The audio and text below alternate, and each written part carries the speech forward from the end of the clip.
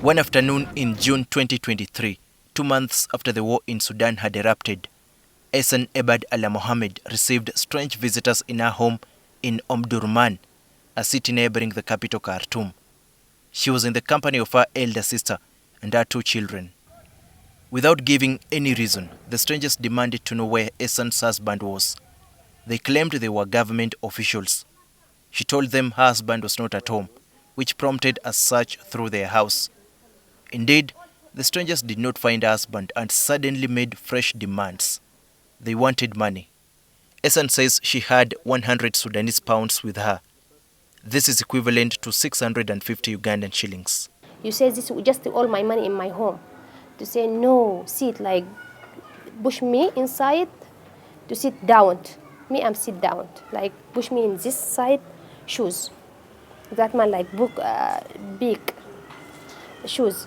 The memory of the strangers attempting to grab a 1-year-old baby is fresh and painful.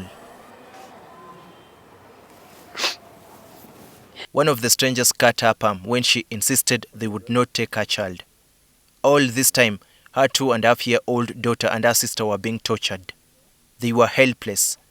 After some time, the strangers gave up and ordered them to leave the house. Push my sister, my baby, like out in my home. It is not anything in my home. Some man down to say out. You out running in my home. Okay. Me and my sister talking. My sister, this now, it is this area, it is not safe. This narrow escape saw her embark on a journey to a safer place. A place far away from home that had now become so insecure. Her sister chose to remain in Sudan, hoping that peace would return soon.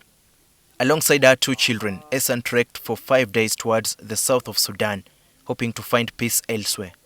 The people she met on the way were merciful and gave the family food and water, while some offered her a ride until she reached Juba, the capital city of South Sudan. The whole journey took her 20 days.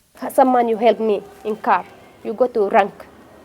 Yeah, some people in rank, you give me in car and play. You go to Juba. Me, I'm sitting in Juba. A family friend hosted her in Juba for 5 days and advised her to proceed to Uganda so she could be accommodated as a refugee. She also paid her bus fare to Kampala. On reaching Kampala, a stranger offered her food and a home. This was after she had pleaded with several people for help upon her arrival. She has been surviving at the mercy of this stranger, whom she told us has since left the country. Her sister, who had remained in Sudan, also arrived in Uganda last week. She was caught up in a battle in Omdurman and shot in October by people she suspects are members of the Rapid Support Forces and now has a bullet in her thigh. Since Ehssan arrived in Kampala last July, she has never spoken to her parents who are in Darfur. Before the war broke out, her husband was a university lecturer in Khartoum, but the war separated them. She has never heard from him and is not sure whether he's still alive. Like no understand, Mama is here now. It is life. It is no. Is that I don't know. My family now. Where he now? No understand. No phone. No anything. The United Nations estimates that more than 8 million Sudanese have fled their homes and thousands have died. Nearly 1.8 million others have escaped across the country's borders. Ehssan, her sister and their 3 children are among them. Meanwhile, the Good Samaritan who has been housing Ehssan and her family has asked her to move to a refugee camp.